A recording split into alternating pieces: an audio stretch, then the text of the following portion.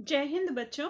मैं डॉक्टर वंदना शर्मा लाला जगदीश प्रसाद सरस्वती विद्या मंदिर inter college Muzaffarnagar से आज हम एक अति महत्वपूर्ण विषय के बारे में चर्चा करने जा रहे हैं और वो है जैव प्रौद्योगिकी।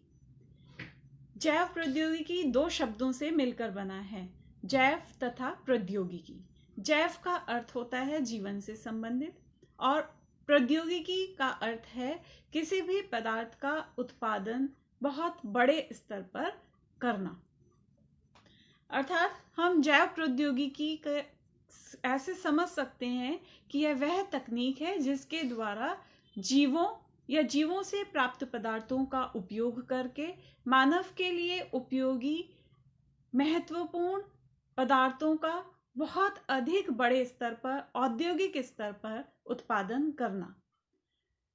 जैसे जीवों का प्रयोग करके हम घरों में अनेक खाद्य पदार्थ का निर्माण करते हैं, जैसे कि दही का उत्पादन करने के लिए, दही का निर्माण करने के लिए सूक्ष्म जीव बैक्टीरिया का प्रयोग किया जाता है। जो दही में उपस्थित बैक्टीरिया हैं उसको थोड़ी दही को दूध में मिलाने पर वो बैक्टीरिया उचित ताप में वृद्धि करके पूरे दूध को दही में परिवर्तित कर देते हैं, क्योंकि उन्हें वृद्धि का उचित माध्यम मिल जाता है और दूध से दही का निर्माण होता है। लेकिन घरों में थोड़ी सी मात्रा में दही का उत्पादन करना प्रौद्योगिकी नहीं है, जीव का प्रयोग तो उसमें हुआ है। इसी प्रकार जीवों का प्रयोग करके यदि हम औद्योगिक स्तर पर किसी भी पदार्थ का उत्पादन करें, बहुत बड़े स्तर पर उसका उत्पादन करें, तो वो जैव प्रौद्योगिकी कहलाएगा।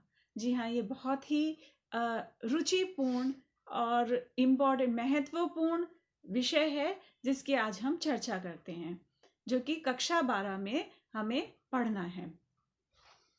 आइए प्रारंभ करते हैं कक्षा 12 का अध्याय 11, जैव प्रौद्योगिकी सिद्धांत व प्रक्रम।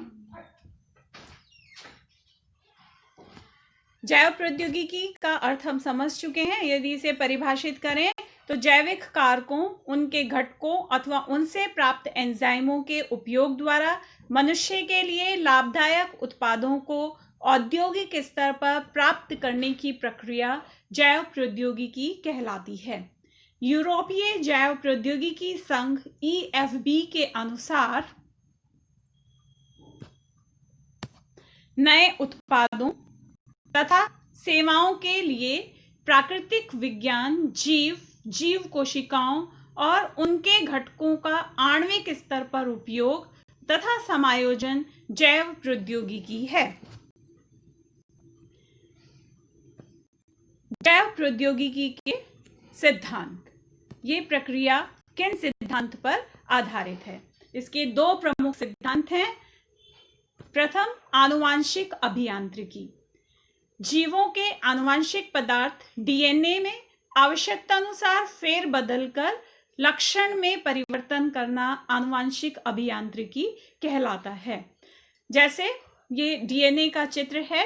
यदि DNA के इस खंड में हमें अनावश्यक या अवांछित जीन के लक्षण प्रकट करने वाले जीन उपस्थित हैं, तो इस खंड को हटाकर इसके स्थान पर वांछित लक्षणों वाले जीन को यदि लगा दिया जाए, यानी जीन DNA के एक खंड को हटाकर अच्छे वांछित गुणों वाले लक्षणों के जीन के DNA को इसमें जोड़ दिया जाए, तो ये तकनीक आनुवांशिक अभियांत्रिकी कहलाती है।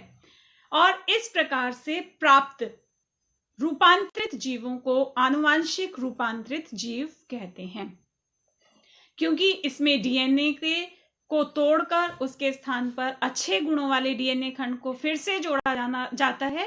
इसलिए आनुवांशिक अभियांत्रिकी को DNA पुनर्योगज तकनीक भी कहते हैं।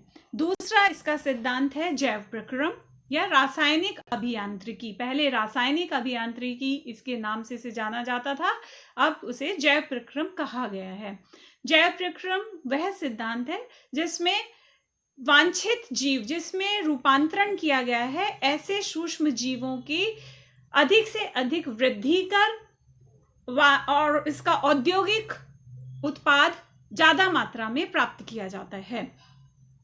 लेकिन जिन सूक्ष्म जीवों में, मान लीजिए बैक्टीरिया में, हमने रूपांतरण, वांछित गुणों का रूपांतरण किया है और उसे पोषक माध्यम में रखा वृद्धि के लिए, लेकिन उस माध्यम में अन्य बैक्टीरिया भी वृद्धि कर सकते हैं। तो ऐसा वातावरण जिनमें अन्य बैक्टीरिया वृद्धि ना करें, केवल वांछित सूक्ष्म जीव या वांछित जिनमें परिवर्तन किया गया है, ऐसी प्रोकैरियोटिक कोशिकाओं में ही वृद्धि हो,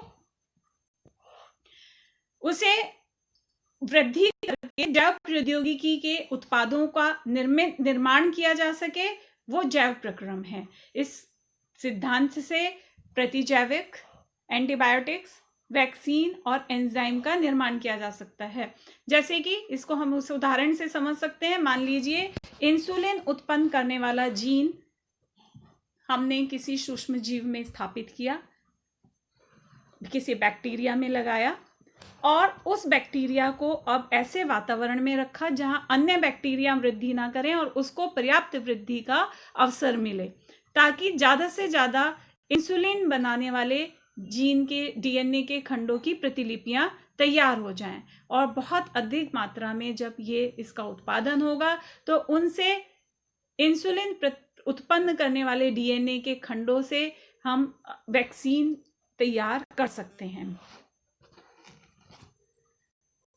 आनुवांशिक अभियांत्रिकी, जैसा हमने अभी पढ़ा कि वो डीएनए की संरचना में आवश्यकता के अनुसार फेरबदल है। अब ये आवश्यकता के अनुसार फेरबदल को हम यहाँ पर समझ सकते हैं कि मान लीजिए एक यहाँ डीएनए है, डीएनए 2 वल्यक का बना होता है, लेकिन यहाँ केवल एक वल्यक में समझाने के लिए प्रयोग में, मतलब इसको संपूर्ण भाग को, दोनों वल्यक वाले डीएनए को एक रेखा द्वारा प्रदर्शित कर रही हूँ।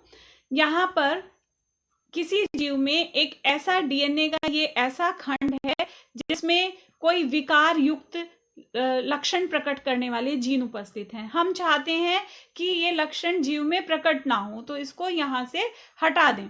तो इसको यदि हम हटाएंगे तो इस तरह से एक रिक्त स्थान यहाँ पर बन जाएगा। अब एक दूसरा जीव है जिसमें अच्छे लक्षण वाले जीन हैं और हम चाहते हैं ये लक्षण इस जीव में प्रकट हों, तो इस खंड को यहाँ पर यदि हम जोड़ दें तो इसका दोषयुक्त जीन भी हट गए और अच्छे वांछित गुण वाले लक्षण इसमें यहाँ पर आ जाएंगे। लेकिन इसको यहाँ तक लाने के लिए एक वाहक की आवश्यकता होती है, जो कि एक प्राय वृत्ताकार डीएनए जो बैक्टीरिया में होता है उसका प्रयोग किया जाता है, जिसे प्लाज्मिड कहते हैं। प्लाज्मिड के एक खंड को काटकर उसके स्थान पर इस वाहक वांछित डीएनए को जोड़ दिया जाता है। जब ये इससे जुड़ेगा तो जिस डीएनए का निर्माण होगा, ये डीएनए, वांछित डीएनए वाहक डीएनए के साथ जुड़ गया, तो प्लाज्मिड में साथ जुड़कर जो डीएनए बना उसे पुनर्योगज डीएनए कहते हैं। यही तकनीक आनुवांशिक अभियांत्रिकी है। अब इसको विस्थापित किया जा सकता है।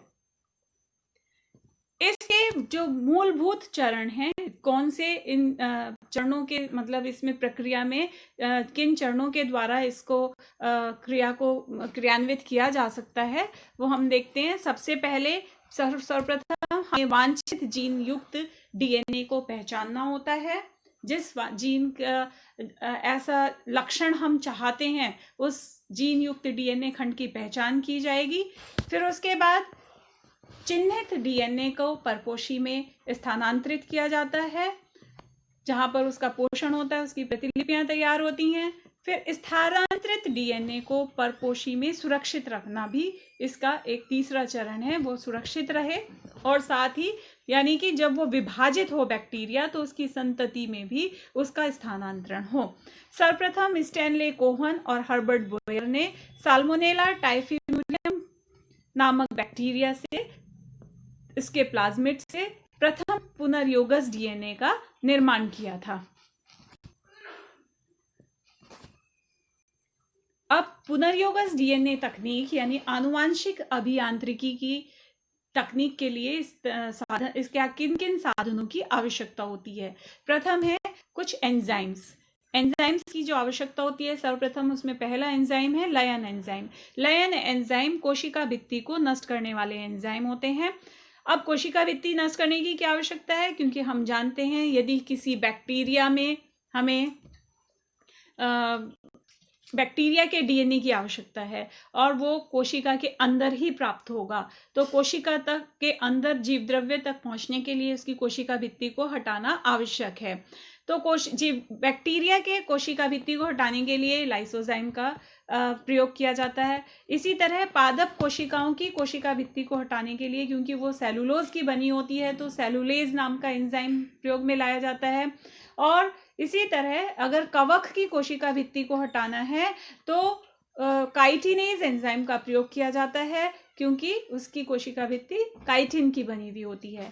तो पहली आवश्यकता है लयन एंजाइम, जो कोशिका को नष्ट करने के लिए चाहिए। दूसरे इसके लिए चाहिए विदलन एंजाइम। विदलन एंजाइम या इसको क्लीविंग एंजाइम कहते हैं। विदलन एंजाइम का मतलब होता है वह एंजाइम जो डीएनए को खंडों में तोड़ने का कार्य करता है।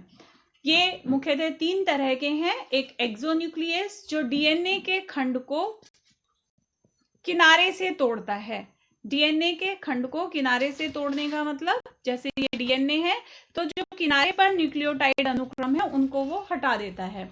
इसी तरह एंडोन्यूक्लियस डीएनए को मध्य से तोड़ता है। और प्रतिबंधन एंडोन्यूक्लियस वह एंजाइम है जो डीएनए को विशेष स्थान पर तोड़ता है। वो विशेष स्थान पर पैलिंड्रोमिक अनुक्रम होता है। पैलिंड्रोमिक अनुक्रम समझने से पहले हम इसका एक प्रतिबंधन एंडोन्यूक्लियस एंजाइम का एक उदाहरण है EcoR। EcoR क्या है? EcoR फर्स्ट, ये वह एंजाइम है जो ई कोलाई नामक बैक्टीरिया से प्राप्त किया जाता है। ई और कोलाई, इनका नामकरण कैसे होता है आइए देखते हैं। ई इस बैक्टीरिया का वंश है, एशेरेशिया, और कोलाई इस बैक्टीरिया की स्पीशीज है, ई कोलाई जाति है। तो जब एंडोन्यूक्लियस प्रतिबंधन एंडोन्यूक्लियस का नामकरण होता है तो प्रथम अक्षर उसका वंश लिया जाता है जो ई यहाँ पर है, और दूसरा जो को शब्द है वो इसके जाति के 2 अक्षर से बना है, ई को। आर इस बैक्टीरिया का स्ट्रेन है, प्रभेद है। और जो फर्स्ट यहाँ पर लिखा हुआ है वो फर्स्ट, ये रोमन का फर्स्ट है जो कि इसकी खोज के क्रम को प्रदर्शित करता है। इस प्रकार इन एंजाइम का नामकरण होता है। प्रथम अक्षर वंश, द्वितीय जाति, और आर इसका प्रभेद, और फर्स्ट इसके, यानी कि ये ई कोलाई आर स्ट्रेन के बैक्टीरिया का प्रथम एंजाइम है। ये इसके क्रम को प्रदर्शित करेगा। अब पैलिंड्रोमिक सीक्वेंस क्या है, पैलिंड्रोमिक अनुक्रम क्या है, इसको हम समझते हैं एक शब्द से, MADAM,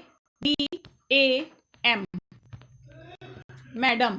यदि हम इस शब्द को इस दिशा में पढ़ेंगे तो भी स्पेलिंग MADAM होगा, और इस दिशा में पढ़ते हैं तो भी MADAM होगा।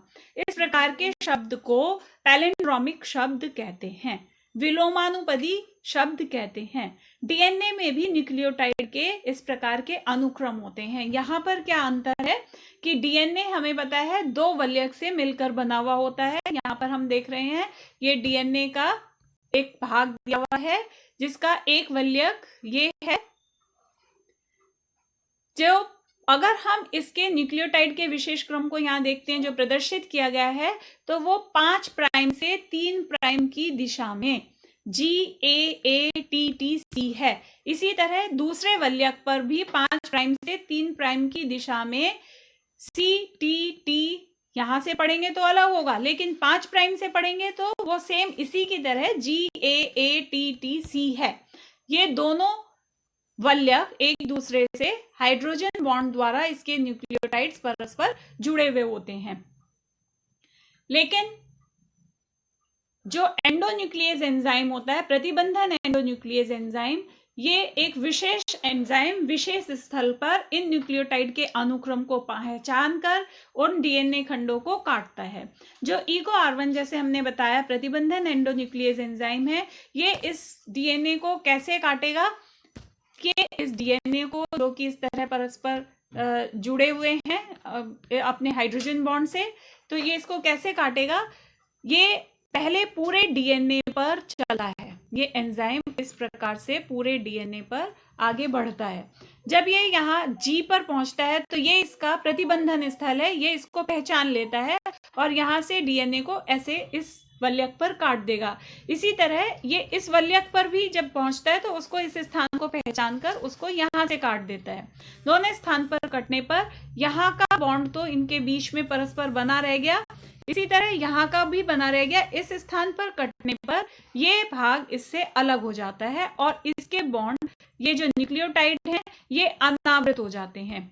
इनको चिपचिपे सिरे भी कहते हैं क्योंकि यहाँ पर अब अन्य न्यूक्लियोटाइड आकर जुड़ सकते हैं। जुड़ने वाला स्थान जो है वो चिपचिपा होगा। इस प्रकार के अनुक्रम को पैलिंड्रोमिक अनुक्रम कहते हैं। और डीएनए प्रतिबंधन जो न्यूक्लियस एंजाइम है, एंडोन्यूक्लियस एंजाइम है, वो इस विशेष स्थल पर डीएनए को काटता है जहां पर दोनों वल्यक पर एक ही दिशा में जो 5 to 3 5 से 3 के प्राइम की जो दिशा है और दूसरे वल्यक में भी 5 से 3 की दिशा में पढ़ने पर समान अनुक्रम को प्रदर्शित करता हो।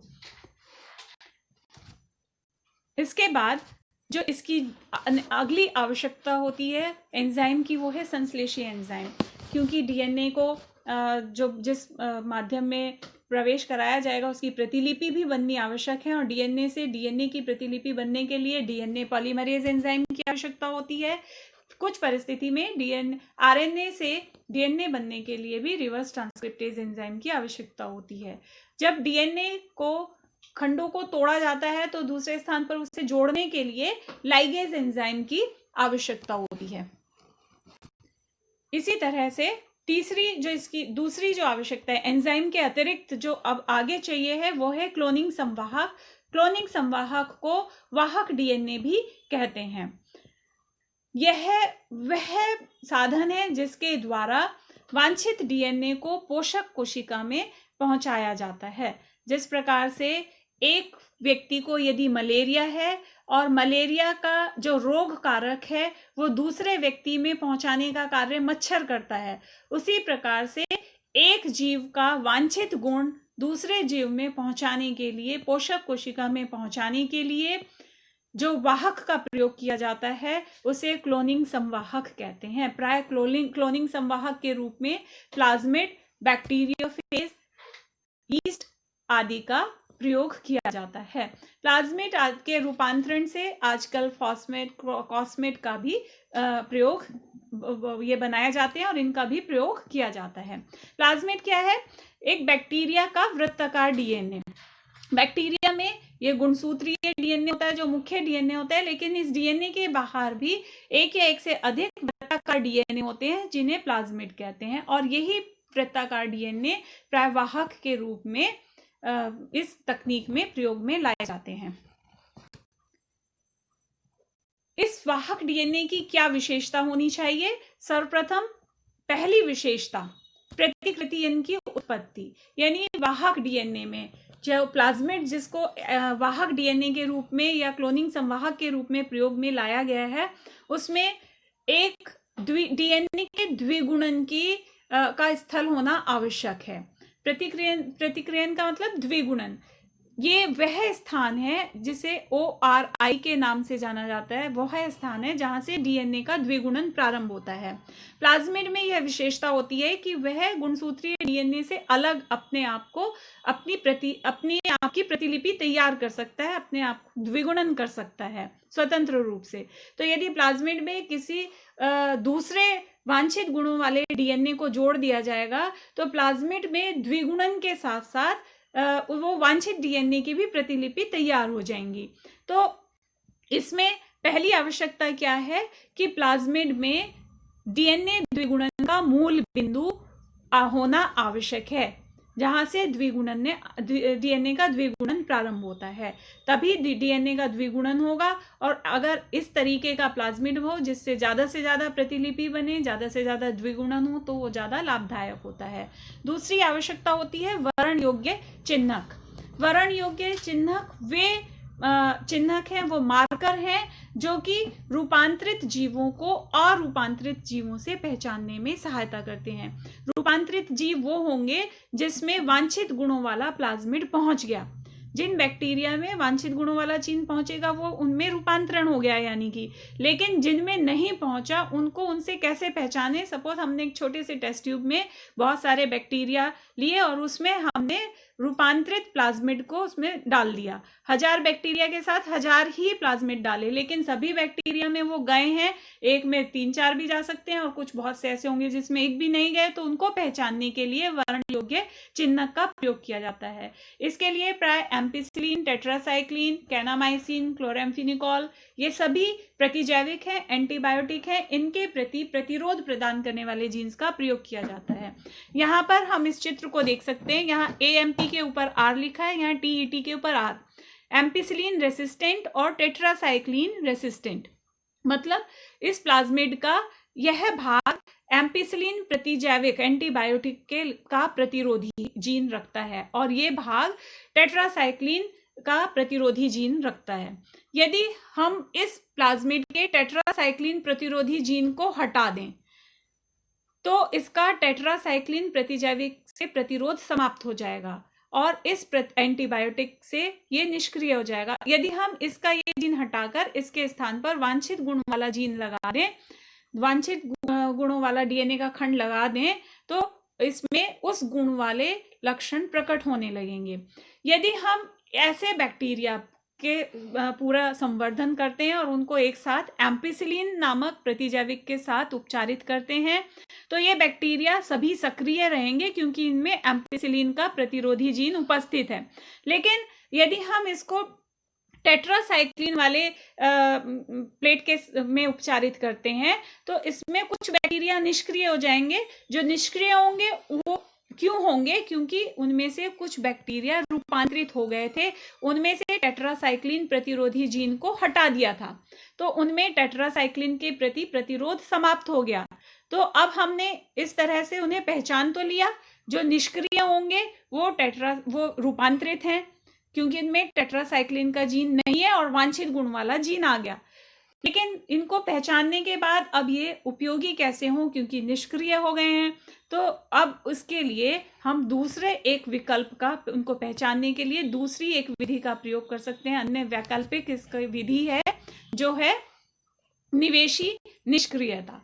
इसमें क्या करते हैं, निवेश कराया जाता है ऐसे जीन का, ऐसे पदार्थ जो रंग उत्पन्न करने वाले पदार्थ हैं उनके साथ इनको उपचारित करते हैं। उससे पहले इनमें जो बैक्टीरिया होते हैं उनमें बीटा गैलेक्टोसाइडेज एंजाइम को बनाने का एक डीएनए का खंड होता है। बीटा गैलेक्टोसाइड एंजाइम बनाने वाले जीन को हटाकर उसके स्थान पर वांछित गुण वाले जीन को यदि हम लगा देते हैं और फिर ऐसे प्रतिलिपियां इनको वृद्धि कराते हैं पोषक माध्यम में, तो अब इन बैक्टीरिया में किसमें परिवर्तन हुआ है किसमें नहीं हुआ है उसको पहचानने के लिए इसमें रंग उत्पन्न करने वाला एक पदार्थ मिलाते हैं। जिन बैक्टीरिया में बीटा गैलेक्टोसाइडेज एंजाइम बनेगा वो उस एंजाइम से क्रिया करके वो पदार्थ नीले रंग की कॉलोनी बना लेंगे, वो बैक्टीरिया नीले रंग की कॉलोनी बनाएंगे।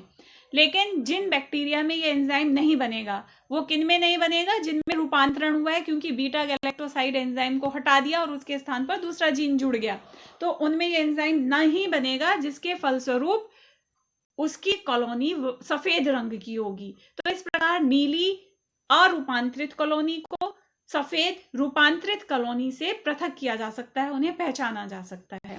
तीसरा, इसकी आवश्यकता होती है क्लोनिंग स्थल।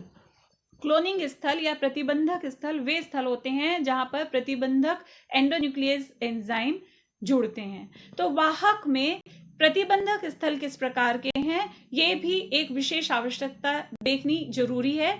यदि एक प्रतिबंधक स्थल होगा तो जो वाहक डीएनए है वो एक ही स्थान पर कट होगा या 2 स्थान पर कट होगा। जितने प्रतिबंधक स्थल होंगे उतने स्थान पर कट होगा। लेकिन अगर बहुत ज्यादा अधिक इसके कटिंग के स्थान होंगे तो प्लाज्मिड अनेक टुकड़ों में टूट जाएगा, जिससे कि क्रिया करना जटिल हो जाएगा। इसलिए वाहक में प्रतिबंधक स्थल कम, एक या कुछ ही होने चाहिए, ज्यादा नहीं। ये भी वाहक की एक मूलभूत आवश्यकता है। अब यदि पौधों में इसका रूपांतरण करना हो, बैक्टीरिया के लिए तो चलो ये ठीक है, पौधों में भी हम देखते हैं कि पौधों में एग्रोबैक्टीरियम ट्यूमीफेशियंस नामक एक बैक्टीरिया है जो कि ट्यूमर उत्पन्न करके पौधों में रोग उत्पन्न करता है। यदि इस बैक्टीरिया के टीआई प्लाज्मिड का प्रयोग किया जाए तो ये टीआई प्लाज्मिड का ट्यूमर उत्पन्न करने वाला जीन इसमें से हटा दें और उसमें वांछित पौधों में जो गुण हम स्थापित करना चाहते हैं उस गुण का जीन इसमें लगाकर पौधों की कोशिकाओं में प्रवेश कराया जाए तो पौधों में वांछित गुण विकसित हो जाएगा और ट्यूमर भी नहीं बनेगा। इसी तरह जंतुओं में पश्च वायरस, जिसे रेट्रोवायरस कहते हैं, ये सामान्य कोशिकाओं में कैंसर उत्पन्न करता है। यदि इसे कैंसर उत्पन्न करने वाले जीन को हटाकर अहानिकारक बना दिया जाए और उसमें वांछित गुण वाले जीन को स्थापित करके जंतु कोशिका में प्रतिस्थापित कर दें तो ये वहां वृद्धि करके उसमें वांछित गुणों को स्थापित कर सकता है। इस प्रकार पौधों में एग्रोबैक्टीरियम को और जंतुओं में रेट्रोवायरस को वाहक के रूप में प्रयोग करके वांछित गुणों का स्थापना की जा सकती है। अब ये हमने पढ़ा इस पूरे वीडियो में कि जैव प्रौद्योगिकी के सिद्धांत और साथ ही जैव प्रौद्योगिकी के लिए आवश्यक साधन क्या हैं, किन किन पदार्थों की आवश्यकता होती है, जिसमें हमने पढ़ा एंजाइम्स की आवश्यकता होती है, फिर उसके बाद संवाहक की भी आवश्यकता होती है और एंजाइम्स अलग अलग उनको हमने पढ़ा। साथ ही क्लोनिंग स्थल की भी उसमें विशेषता संवाहक में होनी चाहिए, ये भी देखा। जो संवाहक में क्या क्या विशेष आवश्यकताएं हैं, क्या विशेष गुण उनमें होने चाहिए, ये हमने अध्ययन किया। अब ये प्रक्रिया कैसे होती है उसके लिए हम इस अध्याय का दूसरी वीडियो का अध्ययन करेंगे जो कि पुनर्योगज डीएनए प्रौद्योगिकी के प्रक्रम को बताएगी, प्रक्रिया किस प्रकार से होती है उसका वर्णन करेगी।